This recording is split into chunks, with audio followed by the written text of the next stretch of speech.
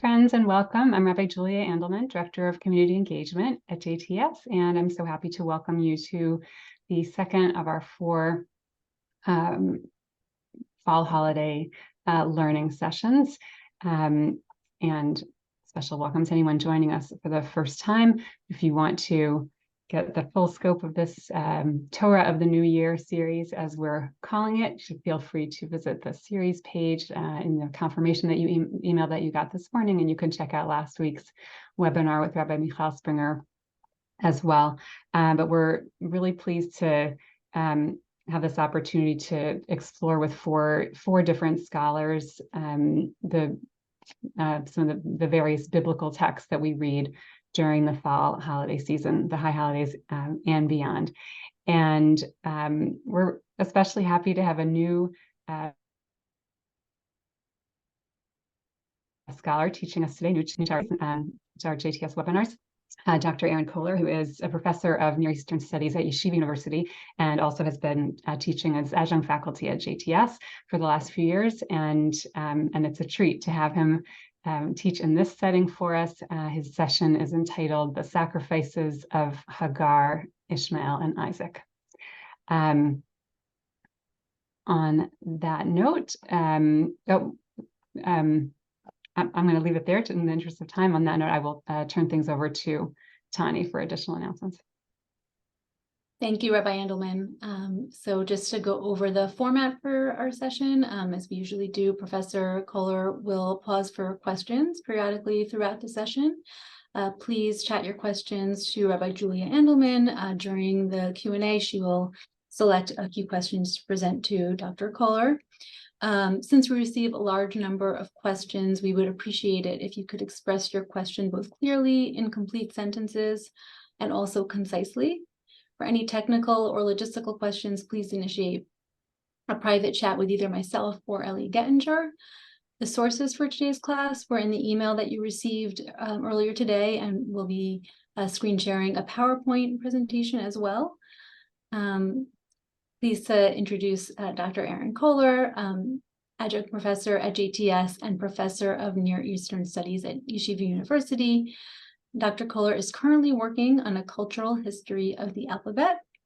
Professor Koller is the author of Unbinding Isaac, the Akedah for Jewish Thought, and Esther in Ancient Jewish Thought, among other books, and the co-editor of 5 more. Pleased to turn it over to Dr. Koller. Thank you so much, Tani and Rabbi Andelman. It's an honor to be here, so thank you for having me. I'm excited to learn with everyone here today. I will share my screen so we can get some sources to look at together. There you go. You don't need to read that. Sorry. Okay, so I will say as follows. Oh, sorry. Let me see if I can. Sorry. Give me a second with the technical side. I apologize.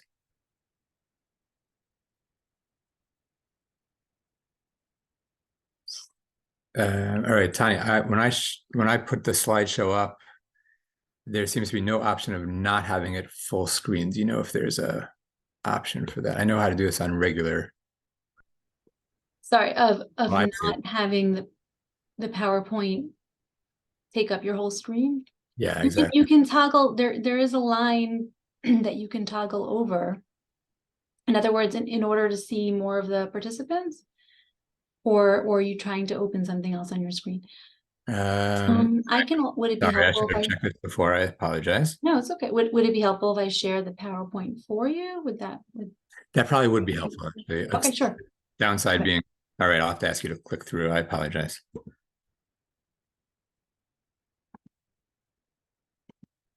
All right, we'll have to see how this goes. Okay. Apologies, everyone.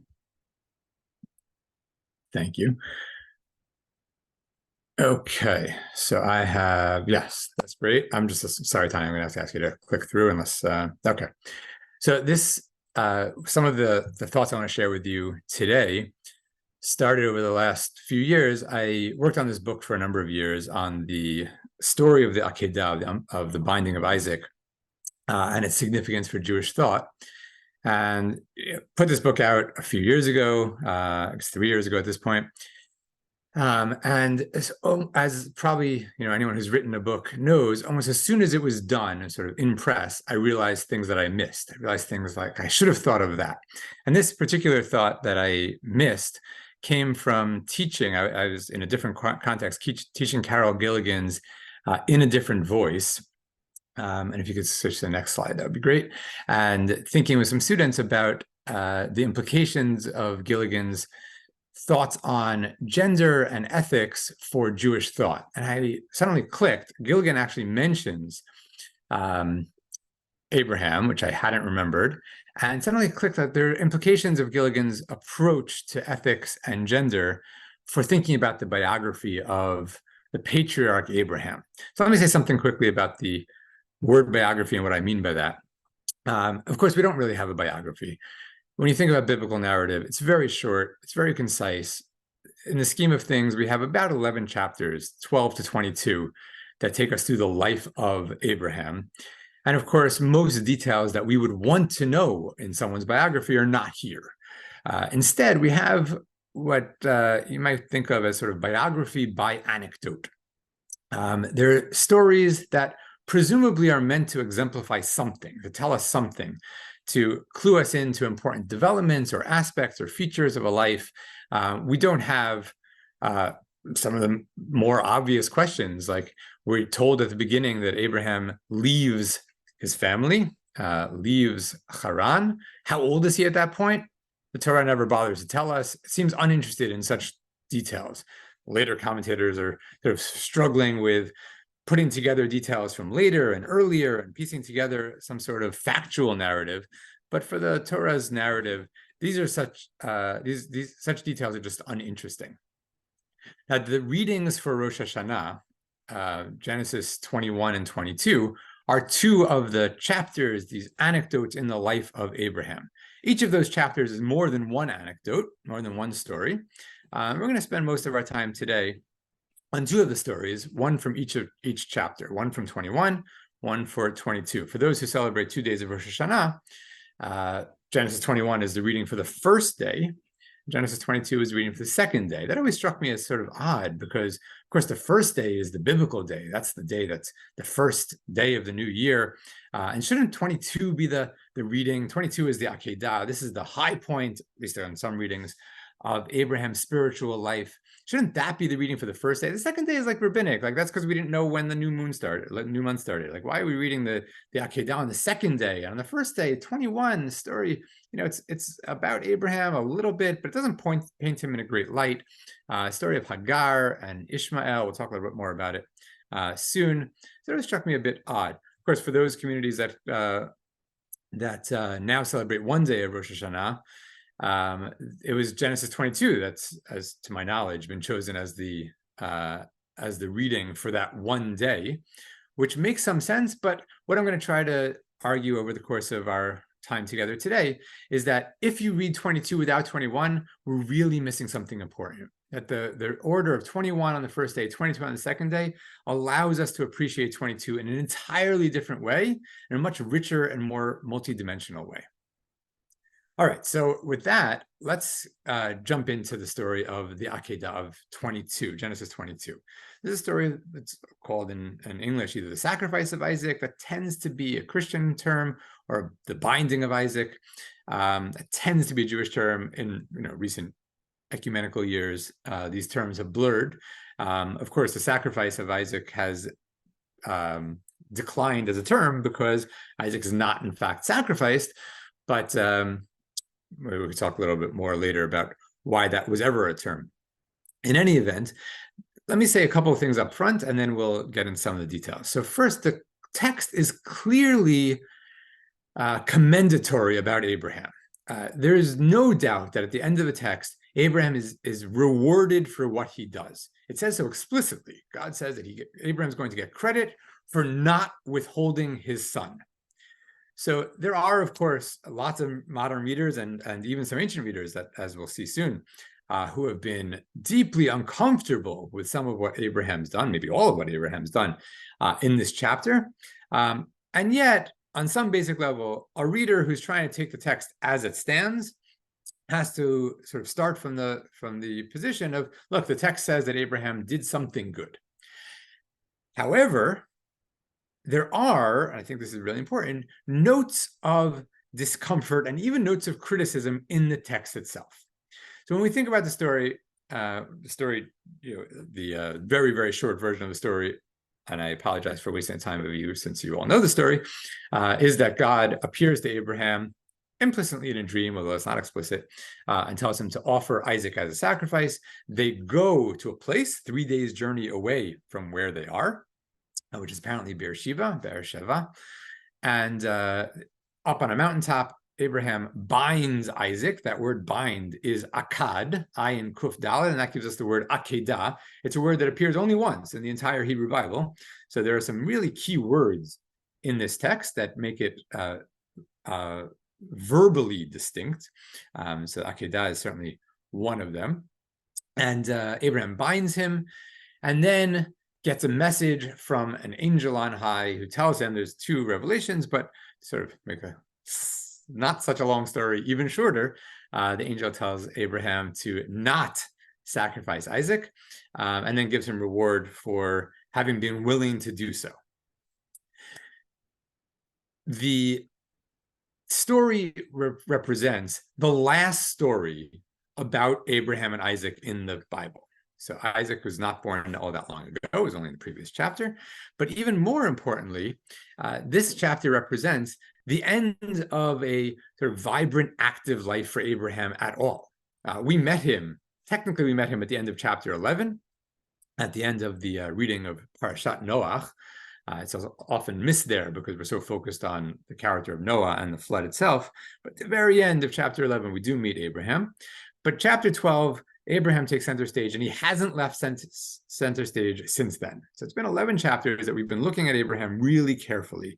Every chapter is another series of stories about this man who's really clearly quite remarkable person. And this chapter is going to be the last chapter. What do I mean by that? Well, in 23, Abraham's still going to be there, but he's just burying his wife. I shouldn't say just, he's burying his wife. 24, Abraham's in the background. He's orchestrating the marriage of his son. And 25, there is a little bit of an anecdote about him, but then he dies. So this is the last chapter in which Abraham is front and center, the main character in the narrative. It's also not just the last chapter, it's a dramatic and really irreparable rupture in his life. So when we think about it, if I had paused sort of at the end of chapter 21 and said, tell me what relationships in Abraham's life are most important? Given what you know, it's anecdotal. I know we don't have a biography, but what do we have? What do we know? We would have said 3 people. We would have said God, who appeared to him back at the beginning of chapter 12, Sarah, who has been accompanying Abraham from the beginning of chapter 12 all the way through. There isn't a chapter in which Sarah is not a main character. And in the last chapter, at least, 21, Isaac, who was foretold and born. And this is the child and heir that Abraham has been waiting for. Those 3 relationships, God, Sarah, and Isaac, really form Abraham's world. These are the 3 relationships that are clearly most central to the portrait we get of Abraham. Genesis 22 is the last time that God talks to Abraham. So it's the last encounter of Abraham with God. It's the last time, it's not even the last time, it marks the end of Abraham's relationship with Sarah. And even more remarkably, it's the last time that Abraham will be in a scene together with Isaac. This is the end of everything important to Abraham's life. God will never speak to him again. He will never see Sarah again. She dies at the very beginning of chapter 23. And he will never see Isaac again. This chapter, Abraham and Isaac are together, and we're going to talk about that more in a second. At the end of it, they're not together. Chapter 23, Isaac doesn't even talk to Abraham. There doesn't seem to be, I don't want to make that sound like they're not talking to each other, but there is no dialogue. And chapter 24, Abraham is orchestrating the marriage of Isaac, but they never appear in the same place at the same time. They talk to different people, and they're not apparently actually together. So chapter 22, the story of the Akedah, is clearly tragic. I think we're missing something if we don't read it and cry. that not just for what could have happened, for the moral question, but on the level of the biography of Abraham. This story is the end of everything. He no longer has a relationship with God. He no longer has a relationship with Sarah. He no longer has a relationship by the end with Isaac. Now, there are lots of little details in the story that are very suggestive. This is the way biblical narrative works. The Bible doesn't do what modern storytellers do, even what ancient storytellers do. When you think about Homer, who tells stories in incredible detail, rich, evocative detail, that is far from the world of biblical storytelling. Biblical storytelling is concise, and it is telegraphic, and it leaves the reader to do a lot of the interpretive work to bring the pathos and the detail to bear on the story. So what that means is that we have a lot of work to do.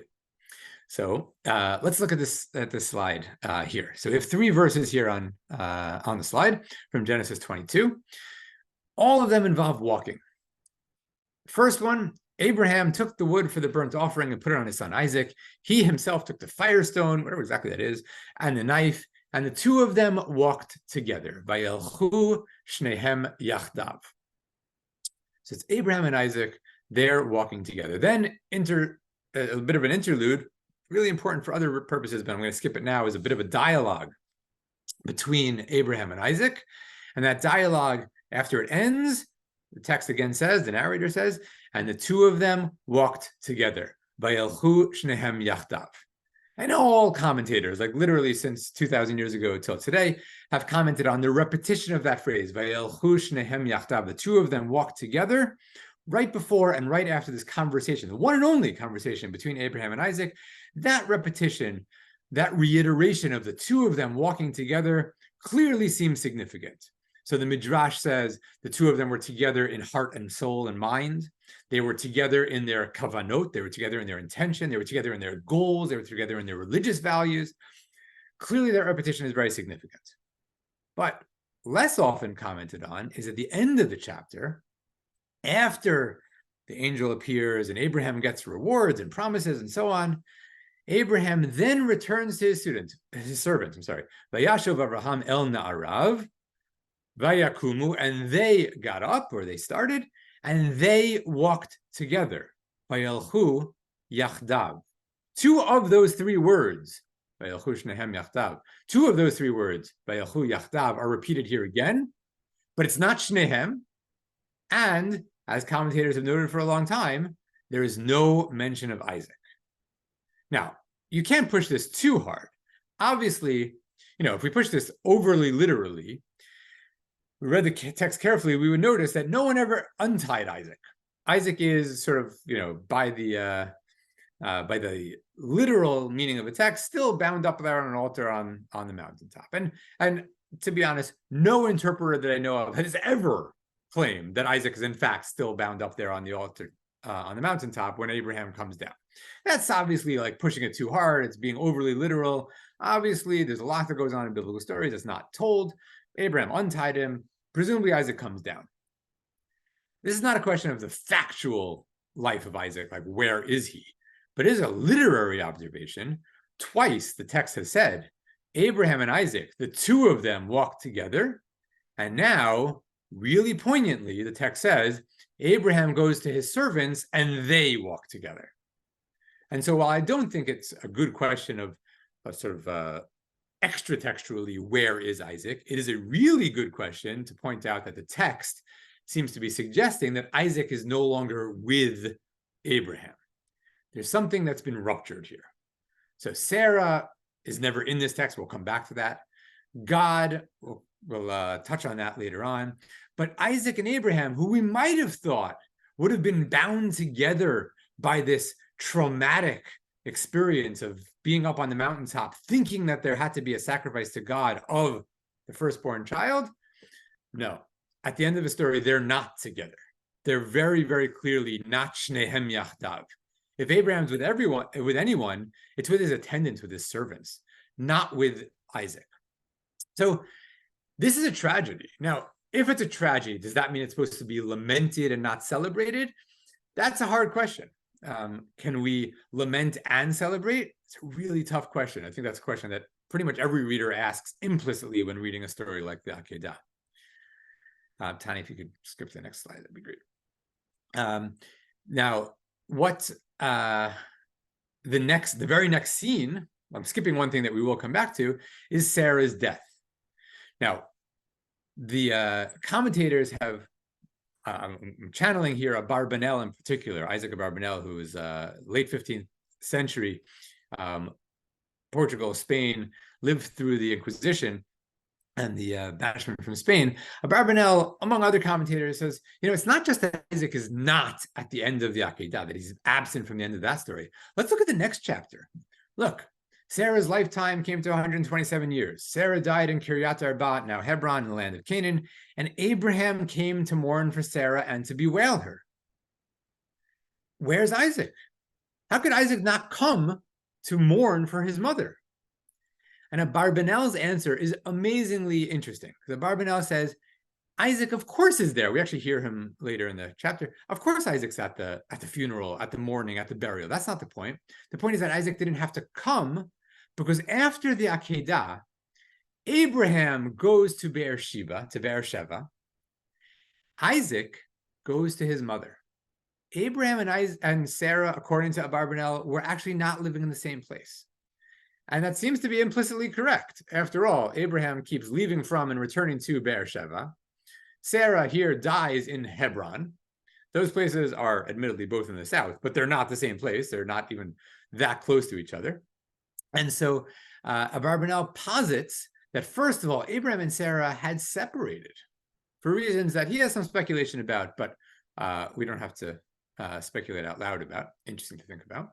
And second of all, that after the Akedah, Isaac basically said, look, Dad, I appreciate that you had to do this. I'm not arguing with you about whether this was the right thing to do. I am saying, though, I can't go home with you. I'm going to go to Mom. You're going to go to Beersheba. I'm going to go to Hebron. And so Abarbanel's evidence is from the next chapter. When Sarah dies, Abraham has to come from Beersheba to Hebron to mourn for Sarah. But Isaac doesn't have to come. Isaac lives there. And I love this both for its sort of psychological poignancy and insight. Like, it might have been the religiously appropriate thing for Abraham to do. That doesn't mean it didn't come with massive...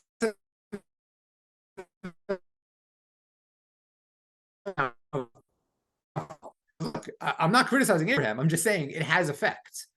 So there's a poignancy that he lays bare there.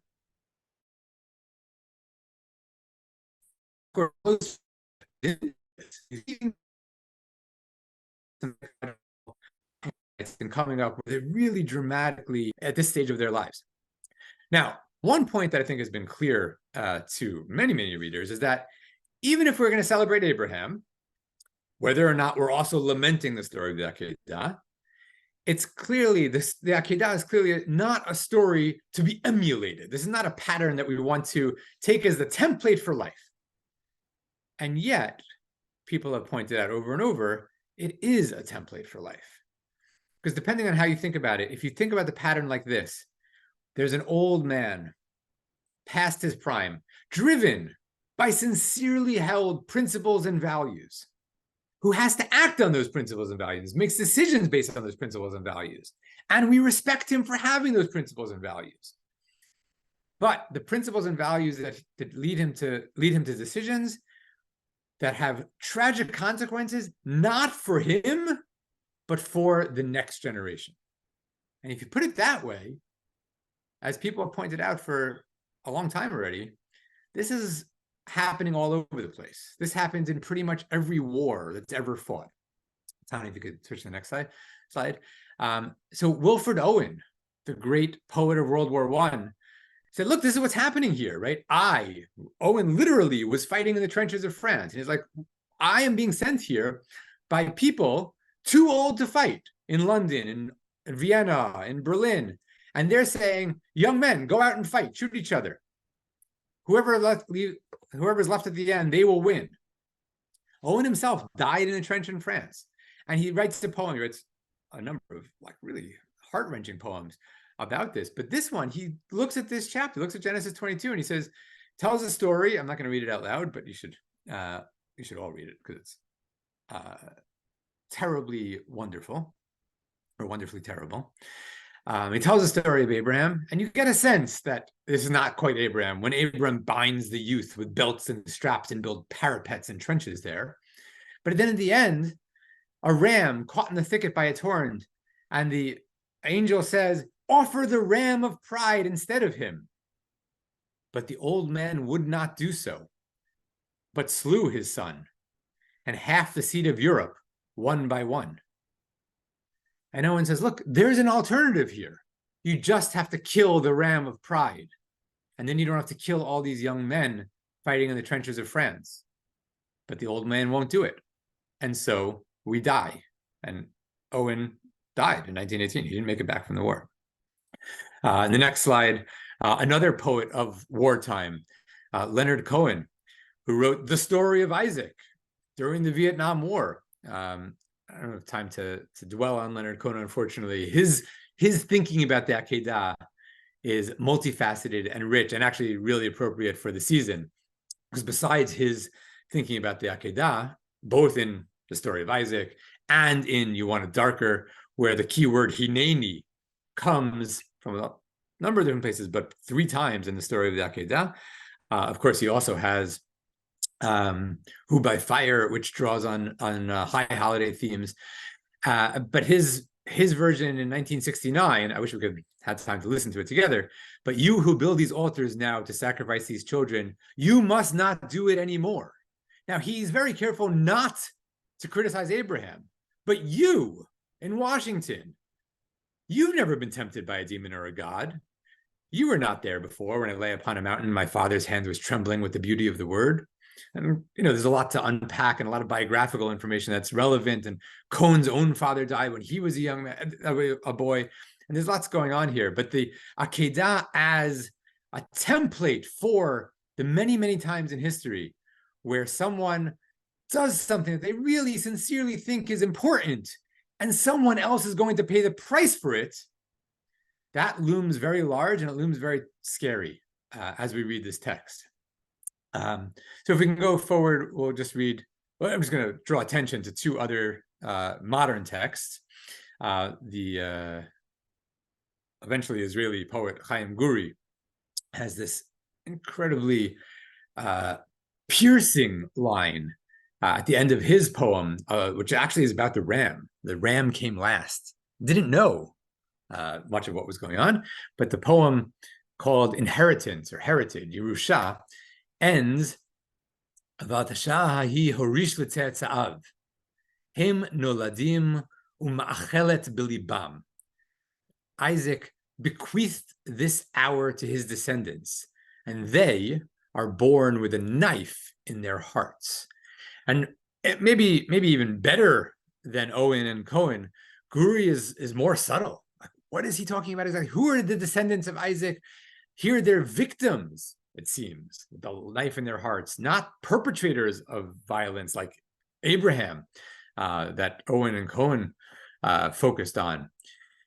And if we go to one more modern Israeli text, this is from the satirist and humorist Hanoch Levine, who actually has a skit called The Akedah from this, sort of riotously funny collection, Malkata Ambatya, Queen of a Bathtub, where he dramatizes the story. And he has Isaac saying, Abraham's there with a knife, and Isaac's like, come on, Dad, do it. You want to murder me in cold blood? Do it. Why wouldn't you do it? I don't understand what the big deal is. Slaughter a child. What's a child after all? Especially if the slaughterer was his father. If you go to the next slide, this sort of heavy cynicism, I don't know if cynicism's the right word. Someone should suggest a better word here. Drips from the words here. Drive the blade of my knife into my young flesh, Daddy. This is my translation, but Daddy's really important here, right? Like, this is not just my father, but my loving father. Just do it so that I'm like a cow and my eyes open, nearly pop out of their sockets, and I don't want to read it out loud. Anyway, you get the point. And by doing this, of course, Levine is able to not softly, but implicitly criticize Abraham, not by saying he did the wrong thing, but just by sort of making it clear what it is that he's doing.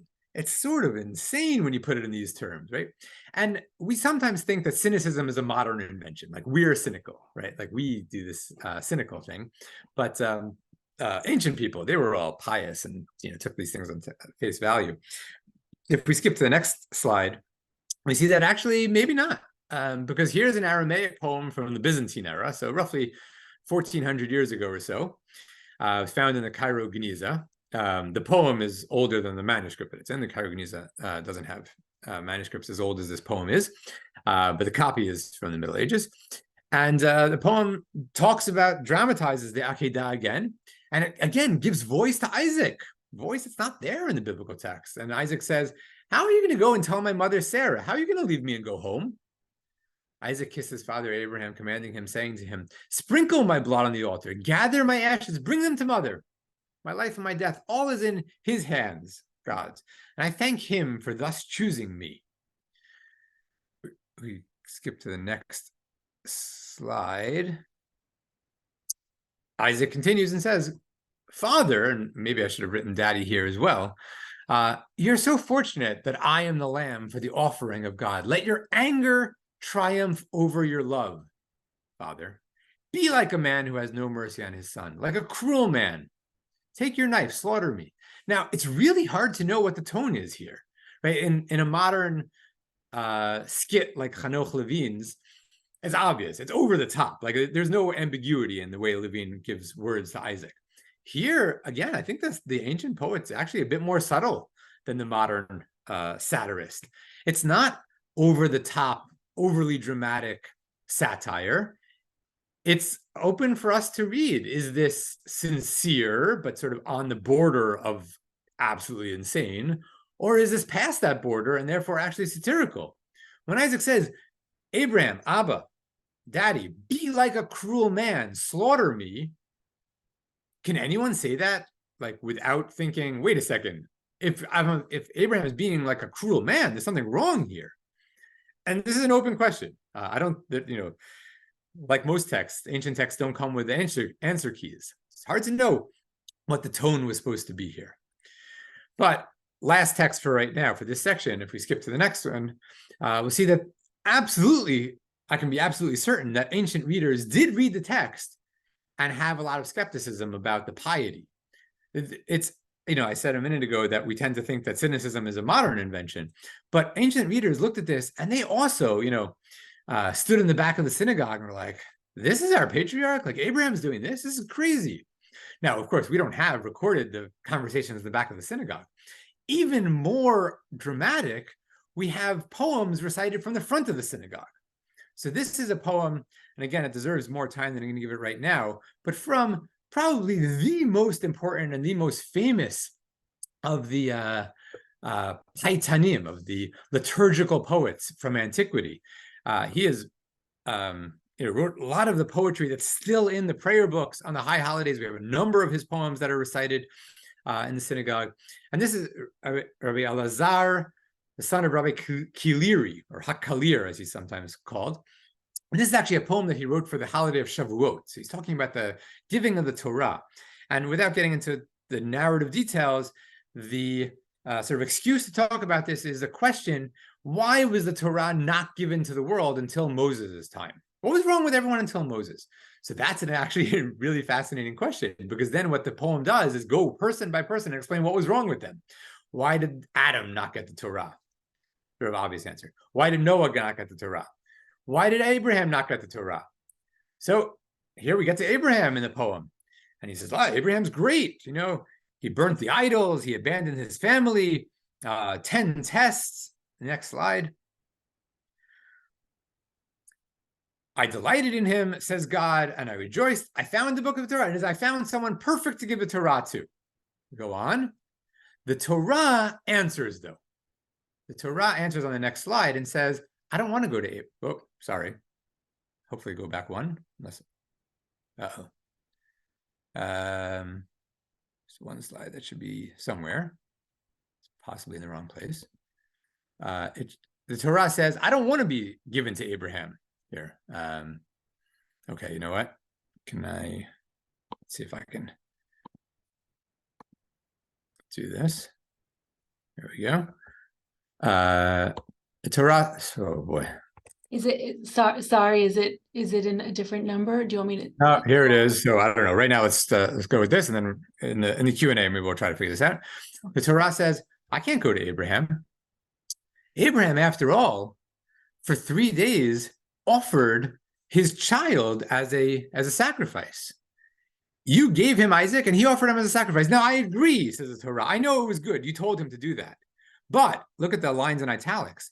He forgot how a father is supposed to have mercy on a son. A prayer or a plea he should have offered. The Torah in Kiliri's poem says this amazing thing. It says, look, I'm not criticizing Abraham. Abraham did what you told him to do, God. I will say, though, that Abraham's behavior was not perfect. Maybe he has to obey you in the end, but he didn't even argue. He didn't even protest. How could a father not argue about the life of his own son? If you overruled him, he's going to do it. Fine. But where's the argument? How could he not get up and argue and yell and scream and cry? How could that be? Now, this text is actually the one that I want to take as our starting point for the second half of our discussion. That's going to bring us back into the conversation with Genesis 21 and the story of Hagar and Ishmael. But let me pause here for comments, questions, other things that may have popped into your head as we were doing this. Thank you. That's some really powerful stuff that you just shared in those poems. And I'm a big Leonard Cohen fan, but I don't know that song, so I can't wait to listen to it. So there was a question about the age of Isaac that I wanted to raise, because maybe it seems like a small question, but I think it impacts some of what you're sharing. So, right, that there's a view that he was 37 at the time. Yeah. At the time of the Akedah, but it kind of seems in the narrative like, right, he speaks in a childlike way. He's sort of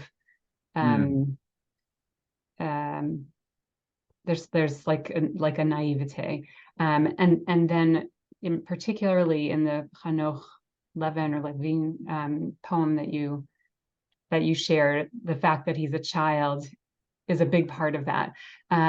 So I wonder what thoughts you have, maybe on kind of what the pshat, the plain meaning of the text is, or more interestingly, kind of whether his age impacts kind of the meaning of it and how people react to and feel about it. Yeah, that's a great point. I think it absolutely matters. It changes everything about the story. If he's 37, then it's a whole different story, right? Then he's an adult. He's, I guess the word consensual comes to mind. I mean, it's a whole different ballgame. Remember that Abraham is 100 years older than Isaac. So by the terms of the story, and some of the commentators actually point this out, like, how could a 137-year-old man overpower and tie up a 37-year-old man? Like 37, like that guy, he's, I don't know, I don't remember that age anymore, but I think it was sort of the prime of life.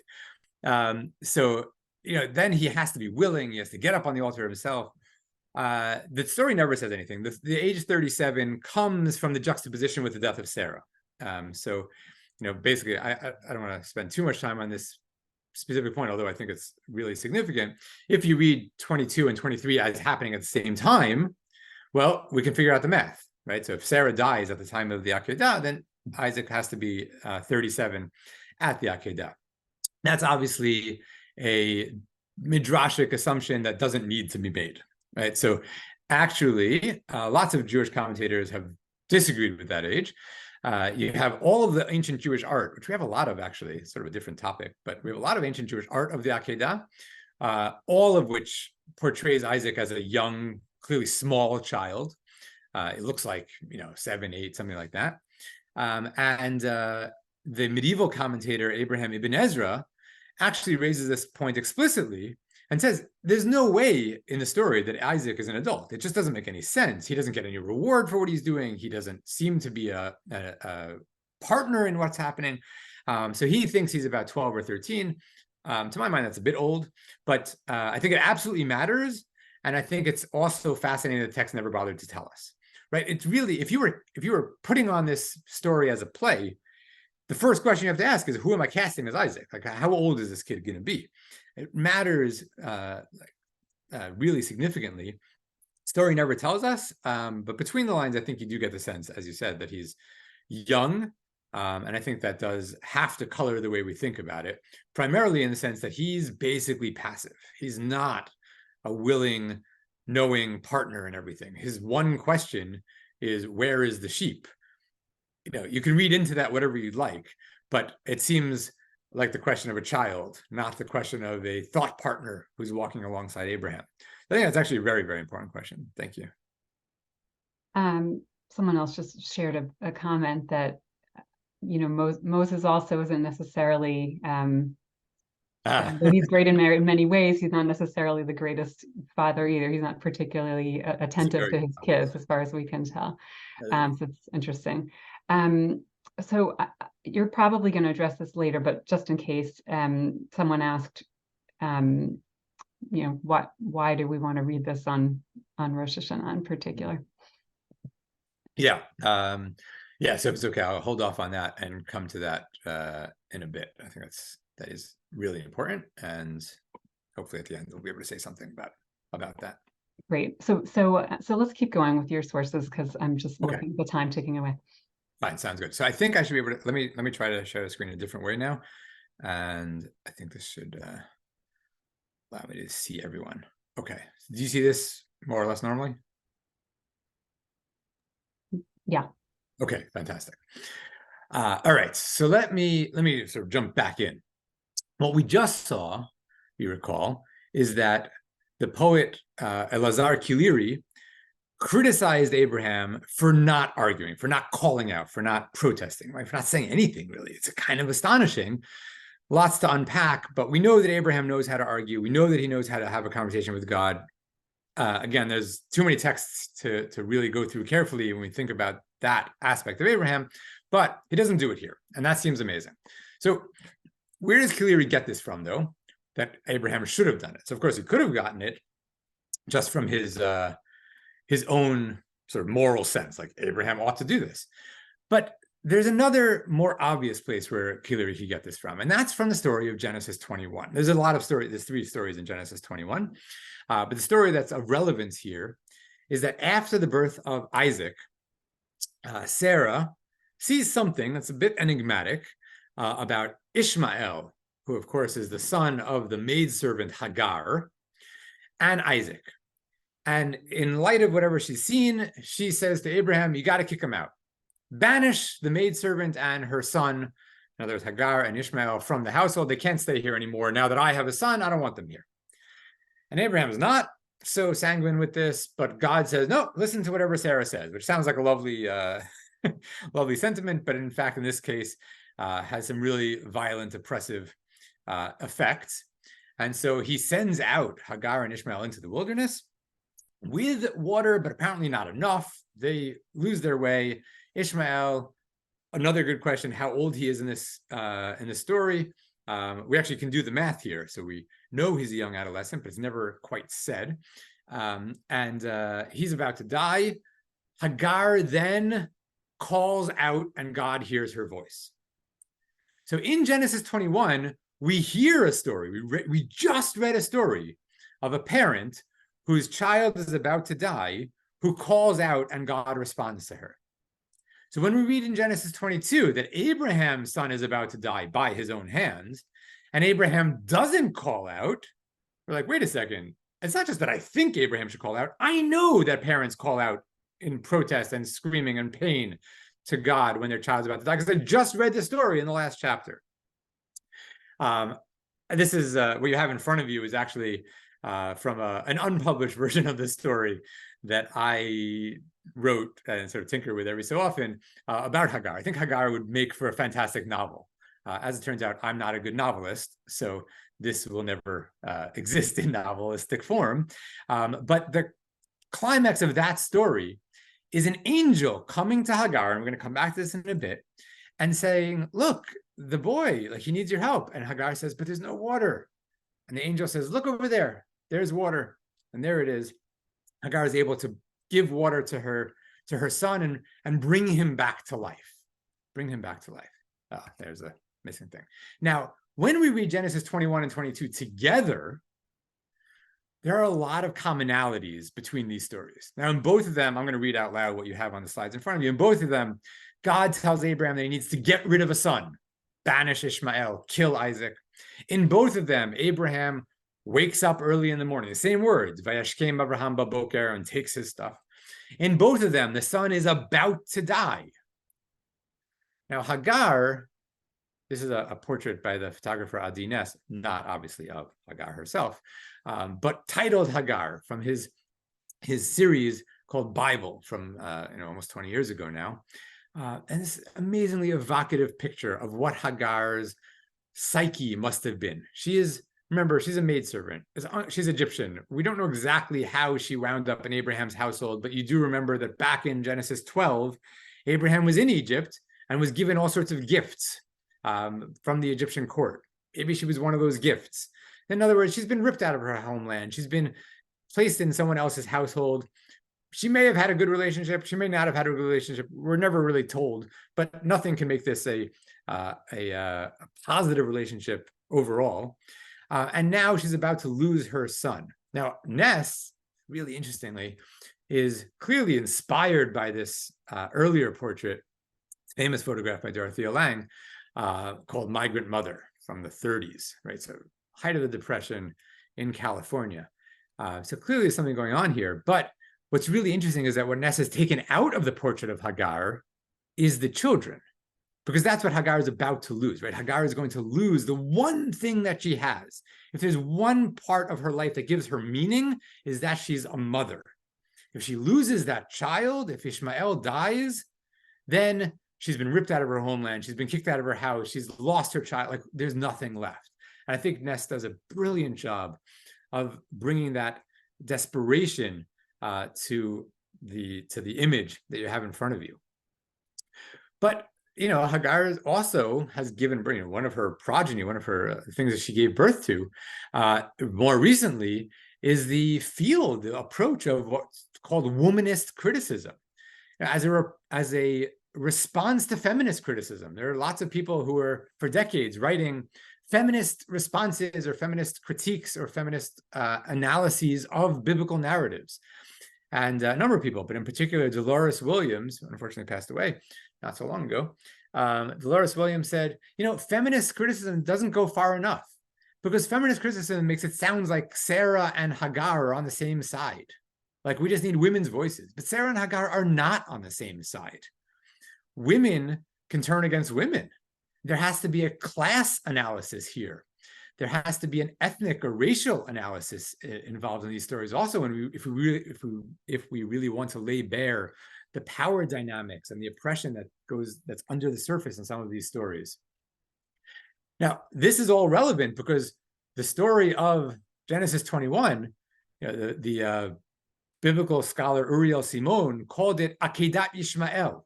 Like, this is the binding, this is the almost sacrifice of Ishmael.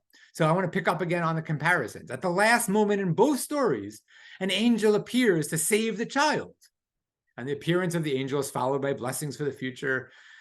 In both cases, the angel points out something, a well of water for Hagar, the ram, which is not exactly pointed out, but Abraham notices for Abraham. And both stories end with the notices about the children's marriage. So clearly these stories are meant to be read side by side. And yet, there's something, if you look at the picture, the painting that's there by Camille Koller, this is a 200-year-old painting of Hagar in the wilderness. But what is Hagar doing? She's screaming out. And that point in Genesis 21 is absent in Genesis 22. Abraham never cries out. And that's the point that Kiliri pointed out. It's the point that we all intuitively understand to be a problem. Abraham doesn't do anything. He doesn't try. I get it. If God runs roughshod over your moral intuitions, God is God. What am I going to do? But Abraham hasn't even offered a word of criticism. So here's a chart that I'm not going to look at, but these are the parallels between the stories. But that empty cell in the bottom right, that's the one that Kiliri's picking up on. The part where the parent cries out to save the child and God hears the cries. That happens in Genesis 21. Hagar does that. And it never happens in Genesis 22. Abraham just never calls out. How could that be? How could that be? So I think I'm gonna go on. I was thinking of stopping here, but let me go on. To sort of get at why that is and how to get over that, get past it, let's take a step back. Martin Buber, I don't know, a couple of other people have pointed out that a major theme of the biography of Abraham, again, such as it is being alone with God. Buber, as you know, was a very smart guy, very careful reader of the Bible, insisted on reading the Bible word by word. And in fact, his philosophy of translation that he developed with Franz Rosenzweig was that the Bible has to be translated literally as possible, right? I don't want beautiful English literature. I want to hear the Hebrew behind the English. I'm partial to that. I agree with that philosophy of translation. I actually don't like the idea that the Bible in English should be excellent English literature. That serves its purpose. Good. We have the authorized version of King James. But if I want to read a translation, I want to hear the way the Hebrew sounds. I don't want to mask that with beautiful English. And the translator who's done that in recent times is Everett Fox, who has a full published translation of all of the Torah and also some of the prophets, and they're actually available for free on Sefaria. And I love how stilted and exact his English is, because you really get, if there's a repetition of the word, you get that in the English. You can't miss the things that are subtly being suggested in the Hebrew. So Buber pointed out that there's only 2 times in the entire Hebrew Bible that we get the phrase Lech Lecha. It's sort of hard to imagine because it's such a familiar phrase. Like we get it in Genesis 12. It's like Lech Lecha, go, right? That isn't just like normal for go. And Buber's like, no, it's not normal for go. It appears twice. It appears in Genesis 12, and it appears in Genesis 22 at the beginning of the Akedah, and that is it. That is it. I wouldn't translate it as get thee, but that's the way the English version of Buber's essay translates it. But there's only 2 times that God says to Abraham or to anyone, Lech Lecha. And Buber says that's telling us that Genesis 12 and Genesis 22 have to be read as the bookends of the biography of Abraham. Why are they the bookends? Because in Genesis 12, God said, separate yourself, leave, abandon even your ancestral past. And in Genesis 22, God says to Abraham, forsake, murder, sacrifice any hope of the future. Leave your father and offer your son as a sacrifice. And the import of that is that God is telling Abraham, you have to be alone with me.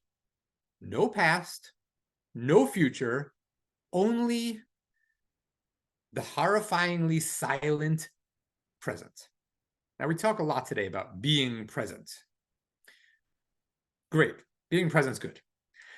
Being present with no past and no future, it's terrifying. Where does our meaning come from? Where does our significance come from? If we're going to have nowhere that we came from and leave no legacy, I don't even know what to make of life then. Like, what is life without a past and a future? Maybe we have to bring the present back in more than we have in recent decades, but to actually give up on the past and the future, that sounds like a terrifying trial. And Buber's like, of course, that's the point. These are the first and the last trials of Abraham. This is it. This is what God's asking Abraham to do. It's not easy. If it were easy, I could do it. Like, I can't do any of this. Abraham could do this. Abraham could actually leave behind the past and forsake any hope for the future and be alone with God. Now, that's a brilliant point about Abraham. How do we respond to that? Now, some people, like Phyllis Tribble, who's a wonderful scholar, said, yeah, and this also has to be brought into the question of Sarah, because it's really unfair that Sarah never had these types of trials, that Sarah was never asked to detach from her relationships. But other scholars, like Wendy Zierler at HEC, say, actually, on the contrary, I'm quite happy that Sarah was never asked to do this. Why would I want that detachment? Is that really the vision of a relationship with God that I quest for? just reading the last line here, do I want in on the notion that the solitary individual, non-attached, is the ultimate model of faithfulness?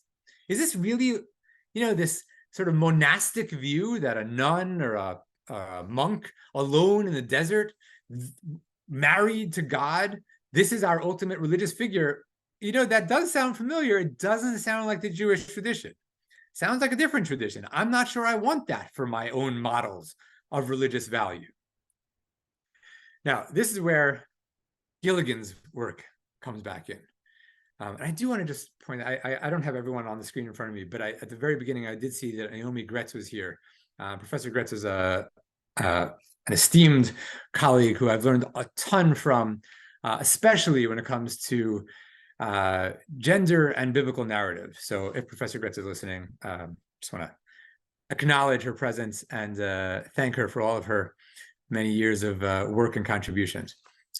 Now, Carol Gilligan, who's still working now at NYU, wrote back in the really the late 70s and then into the early 80s about what she argued was different ways that the men and the women that she encountered thought about ethics. And there's a lot to unpack in what she did, and I'm not going to go into many of the details, but I do want to just draw attention to the fact that in her literally seminal book, which is always a weird word to use with a woman writer, but literally a seminal book in a different voice, she actually points out Abraham as a problem.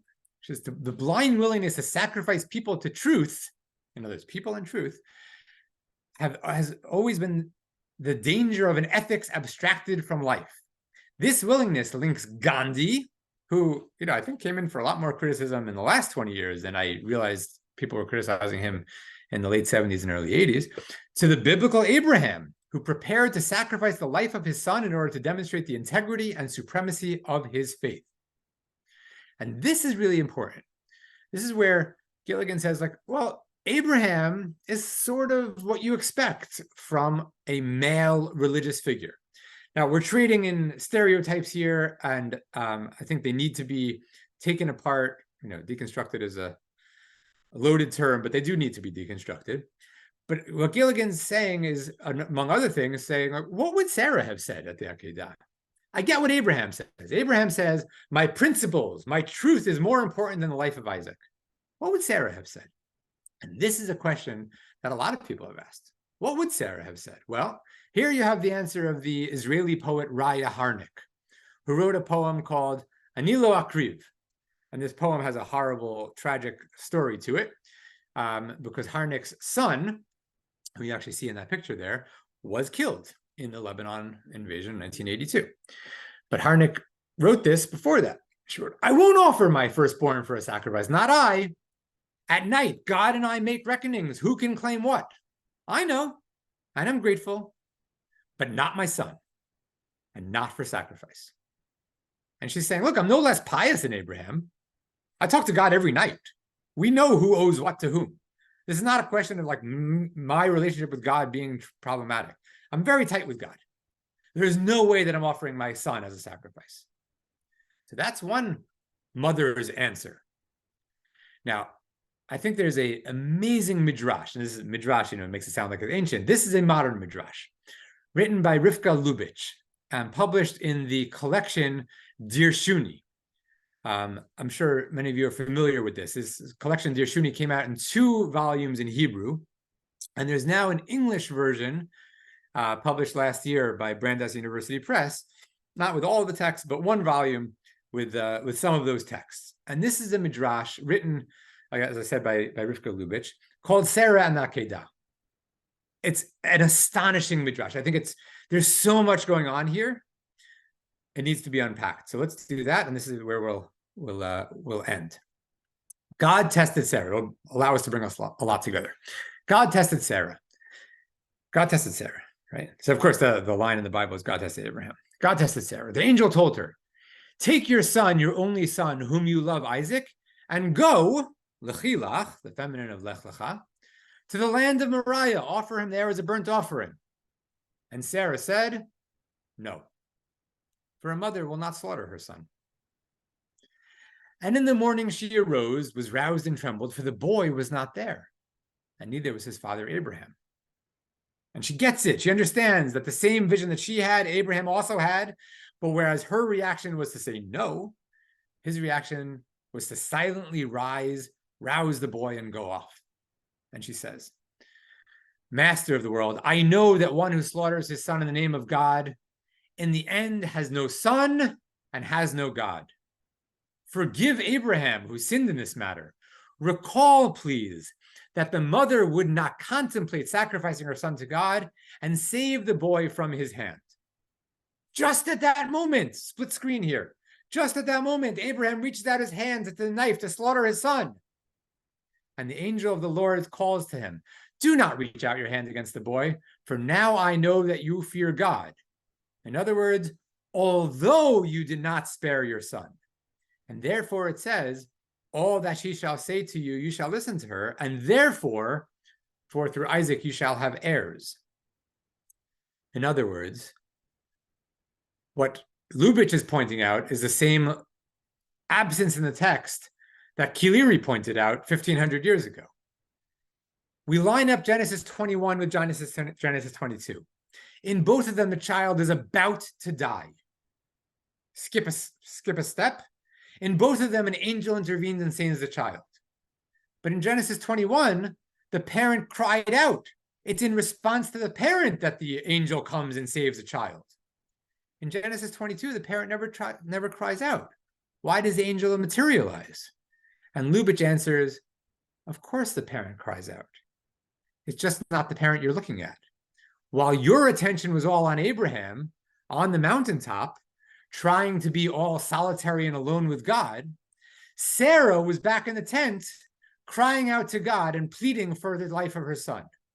And it's in response to her cries that the angel materializes. Had Sarah not cried out, had neither parent cried out to God for the life of Isaac, the ending would have been entirely different. Isaac would have been dead on the altar on the mountaintop. But Sarah calls out. That's the right response. It's the response offered by Hagar. It's a necessary response. It's the only response, and going back to Gilligan's language, it's the only response who cares more about people than about philosophy. Abraham cares more about philosophy than people. And so he's willing to sacrifice his son. Philosophy is very important. Sarah says, that's great, but my son, this is what Harnack says also, my son, that can't come because of his life can't be the price that I pay for my piety. Now, this allows us to bring this all together because really astonishingly, and I've always overlooked this until really recently, at the end of Genesis 22, there's this epilogue.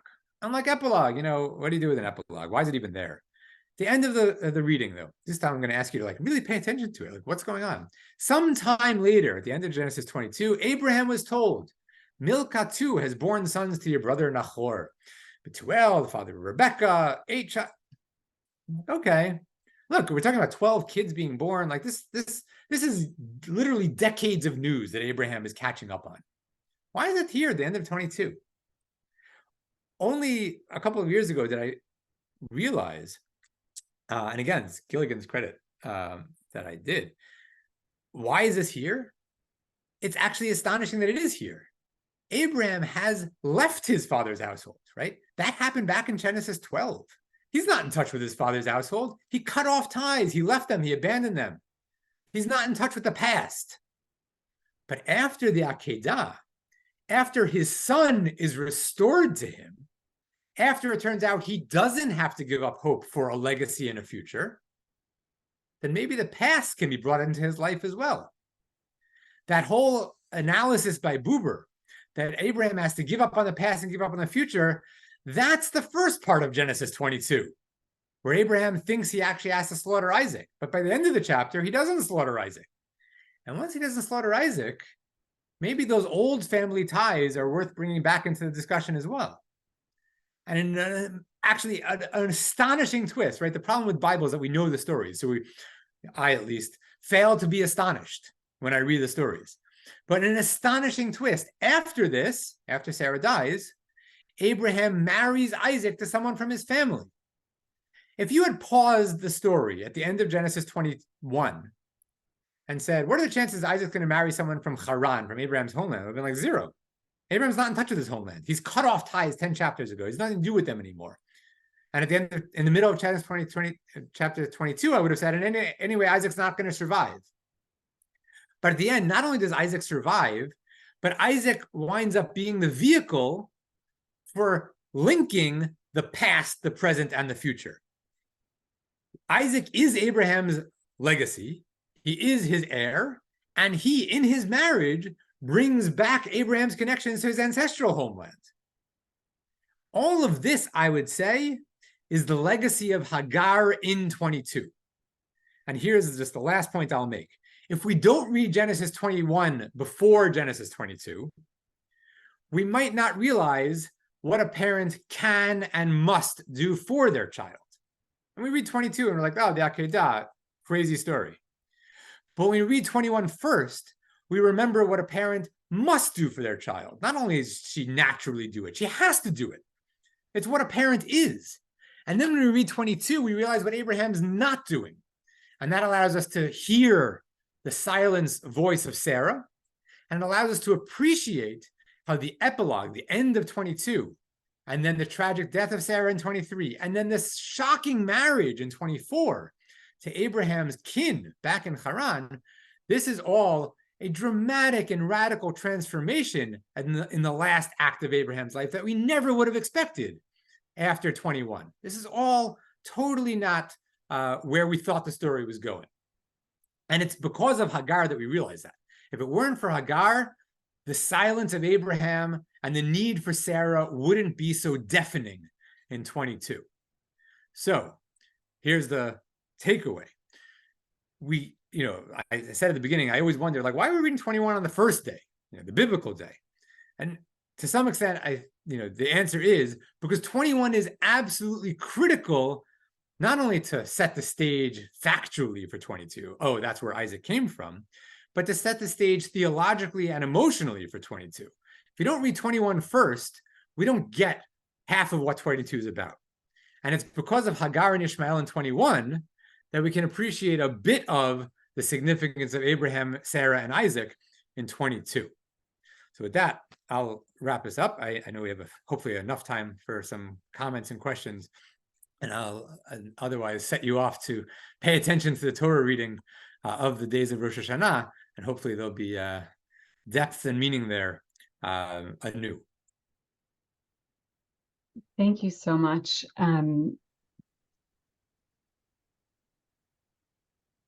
Sorry, just another comment that just came in. That the Dear Shuni Midrash is so powerful. And a couple people commented to say that they believe that the second volume in English is now out as well, and also that they think it's on Sefaria in both English and Hebrew. So I can't verify, but anyway, it's amazing that these I do know that the sources Hebrew are being. I didn't know the English was there, but that's great. The more accessible these Exactly. sources are to everyone, the better. Okay, well, so just to continue right from where you left off. So, what's the and of why specifically on you explained to us why this is the first day and why this is the second day, like what we're supposed to draw from that. Why on Rosh Hashanah at all? Okay, so that's a really good question, and there are probably multiple answers, as there often are. Clearly, part of the answer is the shofar and the ram connection, which of course has nothing that I know of to do with the themes that we were talking about today, that particular aspect, but that is clearly part of the answer, that the one really deep and widespread way that the Akedah was remembered and thought about and emotionally lived in ancient and medieval Judaism was that the ram's horn was the shofar, and that evoked the Akedah. So of course, if that's, again, I think that particular reason is absolutely true and part of it, and I would love if that does contribute to the themes that we were talking about, but I don't know that it does. I think the other part of it that is much vaguer, and so I don't know whether this was consciously in anyone's mind, but I think it does connect the themes of the day with the Torah readings, are these questions of human relationships and theological truths. I think this is maybe timeless in a sense, but also crucially important as we think about what does it mean to be a good person, live a good life, have a good year, because of course Rosh Hashanah is mostly theological. It's the day of God's coronation, right? And this is, again, needs to be unpacked on its own because it seems paradoxical and odd and maybe even heretical to talk about us crowning God, but that's explicit. It's in the liturgy. It's what we're doing. So God is being crowned. It's all about God's monarchy. And at the same time, that means that we are now God's subjects. So it's very, very theological. I would like to think, although, again, I'm not certain that this was in anyone's mind, that part of the purpose of reading these stories is to make us remember that God's not all there is to life, and maybe is not even, I'll say this, but don't quote me, the most important part of life. That God is crucially important, and we're going to crown God today, and that can't come at the expense of our interpersonal human relationships. If our sense that God is monarch leads us to think that we need to go out and kill someone, something's gone terribly wrong. And in my view, that's exactly what the Akedah is doing, in a very subtle and interesting way, but not at all rejecting the idea of obedience to God, and yet saying there are other values that conflict with it and sometimes even take precedence over it. So that's a lot to unpack. And again, I think it's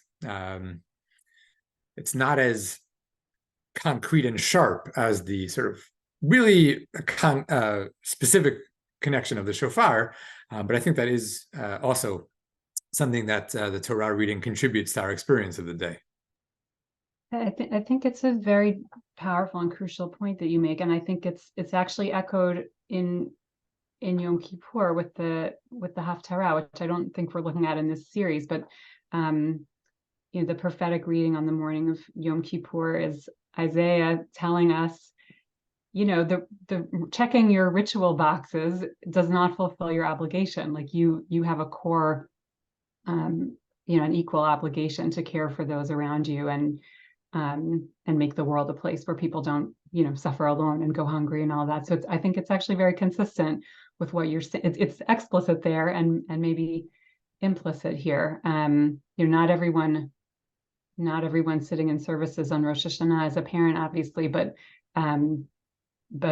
certainly for those who are, it's a push to reflect on the kind of parent you want to be, and more broadly for anyone, how you see yourself as what you see yourself as owing to the other people in your life and the people in your world. I think that's quite powerful. Okay, we have so little time, but I actually think, just for the record, I think that's actually Rabbi Diamond's topic for the coming lecture, is the Haftarah. I think he's looking at the Torah reading at the Avodah. Yes, I guess we'll all live in anticipation to see what he says. Yeah.